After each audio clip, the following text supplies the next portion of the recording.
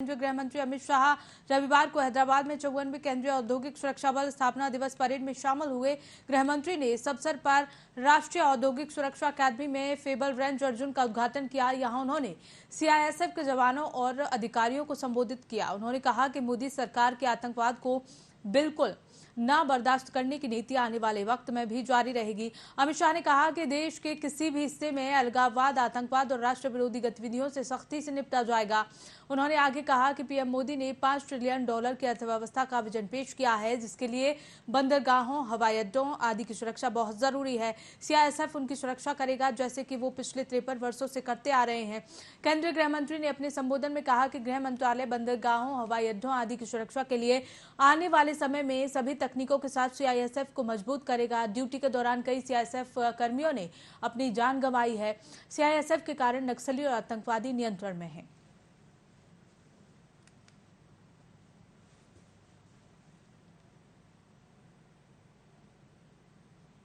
Saudi अरब ने 22 मार्च से शुरू हो रहे रमजान को लेकर कई गाइडलाइंस जारी की हैं। नए दिशा निर्देशों के अनुसार अब सऊदी में मस्जिदों में लाउडस्पीकर पर पूरी तरह से बैन रहेगा और अजान का लाइव प्रसारण भी नहीं होगा। हालांकि सऊदी सरकार के इस फैसले पर दुनिया भर के मुस्लिम धर्मगुरु नाराज हैं। अखिल भारतीय मुस्लिम जमात के मौलाना शहाबुद्दीन रजवी बरेलवी ने भी इस पर आपत्ति जताई है। शहाबुद्दीन रजवी बरेलवी ने सऊदी सरकार के फैसले को नाजायज ठहराते हुए कहा कि जहां लाउडस्पीकर का इस्तेमाल हो रहा है उसे नहीं रोकना चाहिए और जहां लाउडस्पीकर का इस्तेमाल नहीं हो रहा वहां उसकी जरूरत नहीं है। मौलाना नजवी ने भारत का उदाहरण देते हुए कहा कि आजादी के बाद से ही यहां लाउडस्पीकर का इस्तेमाल हो रहा है। हिंदुस्तान में ऐसी कोई पाबंदी नहीं है।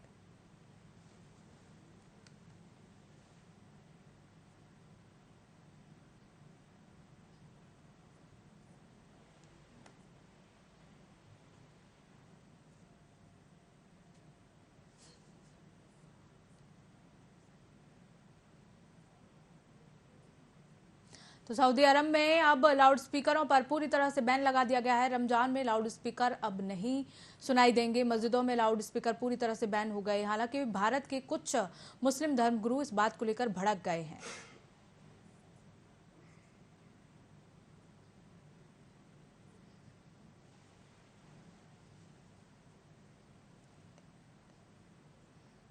तो सऊदी अरब में अब लाउडस्पीकरों पर पूरी तरह से बैन लगा दिया है। रमजान में अब अजान नहीं सुन पाएंगे।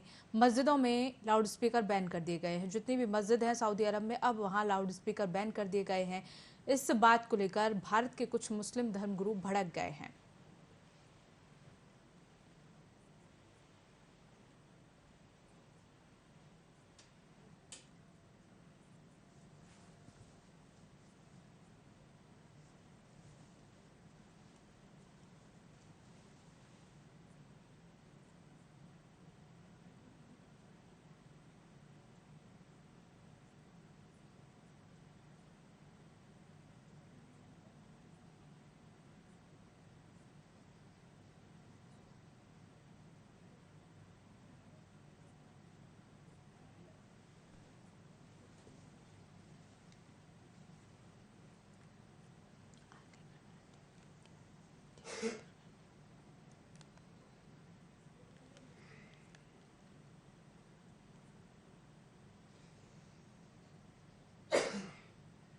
तो सऊदी अरब में पूरी तरह से लाउडस्पीकर्स को बैन कर दिया गया है। रमजान में अब लाउडस्पीकर सुनाई नहीं देंगे। मस्जिदों में लाउडस्पीकर पूरी तरह से बैन हो गए हैं। अब सऊदी में मस्जिदों में लाउडस्पीकर पूरी तरह से बैन रहेगा। बता दें कि अजान पर भी अब लाउडस्पीकर सुनाई नहीं देंगे। इसे लेकर भारतीय मुस्लिम जमात के मौलाना शहाबुद्दीन रजवी ने भी इस पर आपत्ति जताई है। शहाबुद्दीन रजवी बरेलवी ने सऊदी सरकार के फैसले को नाजायज ठहराते हुए कहा कि जहां लाउडस्पीकर का इस्तेमाल हो रहा है उसे नहीं रोकना चाहिए और जहां लाउडस्पीकर का इस्तेमाल नहीं हो रहा वहां उसकी जरूरत नहीं है। मौलाना रजवी ने भारत का उदाहरण देते हुए कहा कि आज़ादी के बाद से यहाँ लाउडस्पीकर का इस्तेमाल हो रहा है। हिंदुस्तान में ऐसी कोई पाबंदी नहीं है, लेकिन सऊदी अरब में ऐसी पाबंदी क्यों?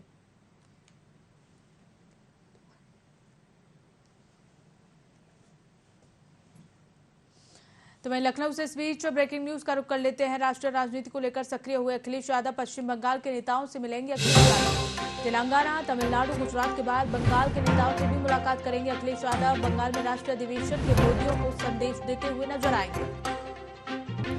बड़ी जानकारी, तेलंगाना, तमिलनाडु, गुजरात के बाद बंगाल के नेताओं से मुलाकात अखिलेश यादव करते हुए नजर आएंगे। बंगाल में राष्ट्रीय अधिवेशन के विरोधियों को भी संदेश देंगे।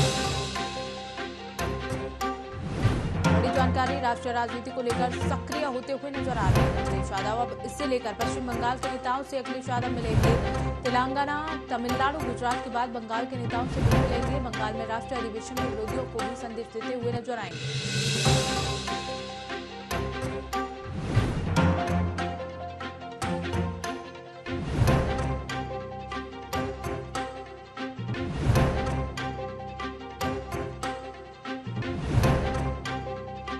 बंगाल में राष्ट्रीय अधिवेशन के विरोधियों को संदेश देंगे अखिलेश यादव। बता दें कि उत्तर प्रदेश में 2024 लोकसभा चुनाव है। 2024 में उसे लेकर अब सभी पार्टियां पुरजोर तरीके से तैयारियों में जुटी हुई हैं, तो वहीं अखिलेश यादव भी एक्टिव मोड में नजर आ रहे हैं। इसे लेकर अखिलेश यादव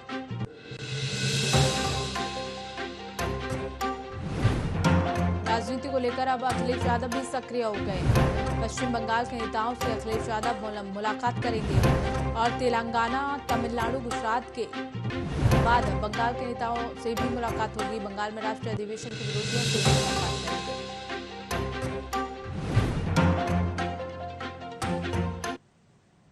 चलिए रुक करते हैं अगली ब्रेकिंग न्यूज का। केंद्रीय मंत्री स्मृति ईरानी के दौरे का आज दूसरा दिन। स्मृति ईरानी ने कमरौली महिला पिंक बूथ का उद्घाटन किया। मैत्री की पहली महिला पिंक बूथ का उद्घाटन किया गया। तस्वीरें देखिए, जहां लखनऊ पहुंची थी केंद्रीय मंत्री स्मृति ईरानी और कमरौली महिला पिंक बूथ का उद्घाटन करते हुए नजर आई। मैत्री की पहली महिला पिंक बूथ का उद्घाटन किया। केंद्रीय मंत्री स्मृति ईरानी के दौरे का आज दूसरा दिन। स्मृति ईरानी कमरौली महिला पिंक बूथ का उद्घाटन करते हुए नजर आ रहे हैं। मैत्री की पहली महिला पिंक बूथ का उद्घाटन किया गया। बता दें कि लखनऊ पहुंची थी केंद्रीय मंत्री स्मृति ईरानी।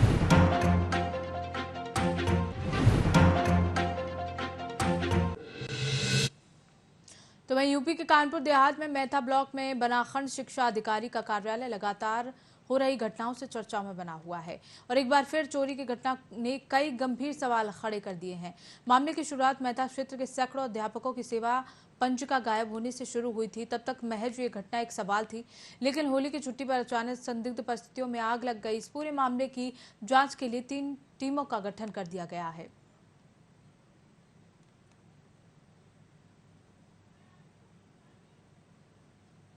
तो वहीं आगरा में लाखों की शराब को जेसीबी की मदद से नष्ट किया गया। न्यायालय के आदेश पर की गई अवैध शराब पर कार्रवाई। पिछले 2 सालों में पुलिस ने 5600 लीटर शराब बरामद की है। करीब 13 लाख रुपए की कीमत की अवैध शराब नष्ट। पुलिस अधिकारियों की मौजूदगी में कार्रवाई की गई। देखिए किस तरह से पुलिस ने शराब को नष्ट किया। करीब 13 लाख रुपए कीमत की अवैध शराब अब तक पुलिस नष्ट कर चुकी है। पुलिस अधिकारियों की मौजूदगी में ये कार्रवाई की गई। आगरा में लाखों की शराब को जेसीबी की मदद से नष्ट किया गया। न्यायालय के आदेश पर यह अवैध शराब को नष्ट किया गया। पुलिस ने पिछले 2 सालों में 5600 लीटर शराब बरामद की। करीब 13 लाख रुपए की कीमत इस शराब की बताई जा रही है। और तस्वीरों देखिए किस तरह से अवैध शराब को नष्ट करते हुए नजर आ रहे हैं। लाखों की शराब को जेसीबी की मदद से नष्ट किया गया।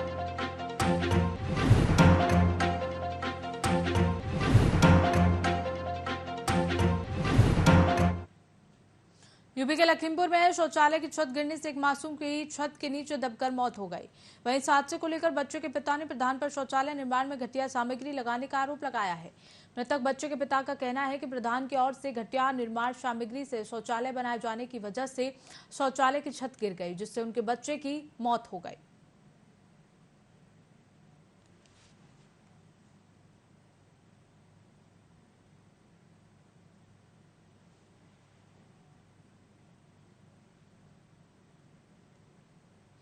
उत्तर प्रदेश के लखीमपुर खीरी में छत के नीचे दबकर बच्चे की मौत हो गई। बच्चे के पिता ने प्रधान पर गंभीर आरोप लगाए हैं। बच्चे के पिता का कहना है कि प्रधान ने घर बनाने में घटिया सामग्री का उपयोग किया था, इस्तेमाल किया था, जिसके बाद शौचालय की छत गिरने से हादसा हुआ, जिसमें एक मासूम ने अपनी जान गंवा दी।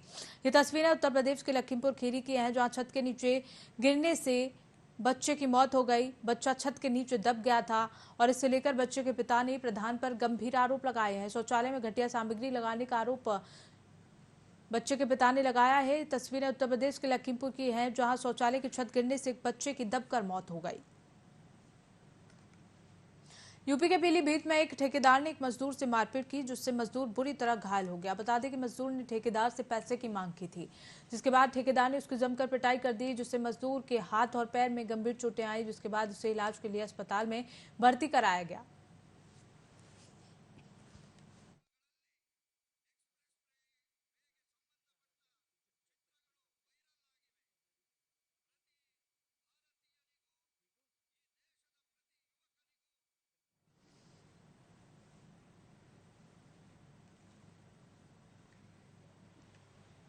रुक करते हैं अगली खबर का। यूपी के अमरोहा में गेहूं के खेत में युवक का शव मिलने से इलाके में हड़कंप मच गया। वहीं परिजनों ने युवक की हत्या की आशंका जताई है। बता दें कि युवक बीते दिनों से लापता था, जिसके बाद लगातार उसकी तलाश की जा रही थी। युवक के शव को पुलिस ने खेत से बरामद कर लिया। बताया जा रहा है कि युवक के शरीर पर चोट के निशान भी मिले हैं। फिलहाल पुलिस ने युवक के शव को कब्जे में लेकर पोस्टमार्टम के लिए भेज दिया है और आगे की कार्रवाई में जुट गई है।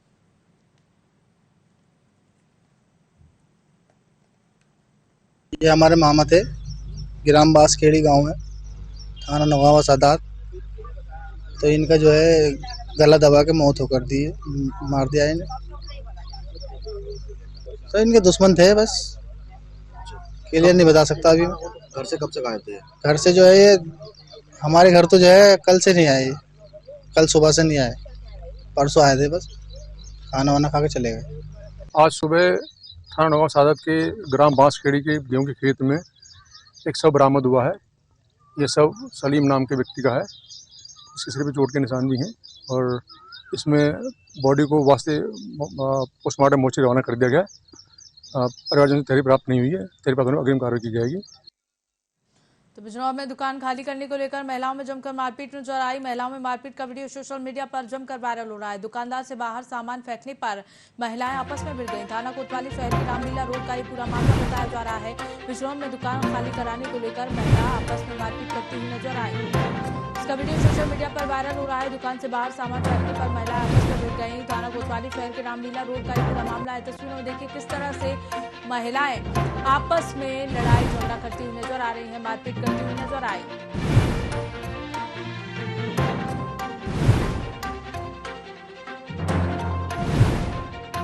ये पूरा मामला थाना कोतवाली शहर के रामलीला रोड का है।